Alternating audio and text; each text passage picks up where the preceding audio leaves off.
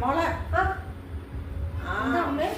പെരിങ്ങോട്ടുകര ക്ഷേത്രം ഇല്ലേ, അവിടെ ഇപ്പൊ ആർക്കും പോകാൻ വയ്യ. എന്താ? അവിടുത്തെ തിരുമേനി എന്ന് പറഞ്ഞ ആരാണ്ടൊക്കെ ഒരു പെണ്ണിനെ പീഡിപ്പിച്ച് അവിടെയും പീഡനമാ. ആണോ? അതെ. അപ്പൊ ഇനി നമ്മളിനി അമ്പലത്തിൽ പോകാൻ പറ്റില്ലേ? എന്നും പോകാൻ എല്ലാം സൂക്ഷിച്ച് വേണം പോണ്ടുന്നത്. അപ്പൊ ഇനി പീഡനമില്ലാത്ത സ്ഥലം എവിടെയാ? പീഡനമില്ലാത്ത സ്ഥലം ഇനിയിപ്പോ വീട്ടിലും പേടിച്ചു വേണം പെൺപിള്ളേരിപ്പോ ജീവിക്കാൻ.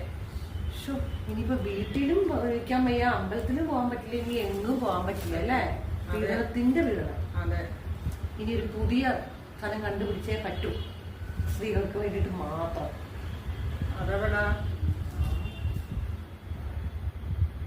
എന്തോ ഒരു കാലം അല്ലേ?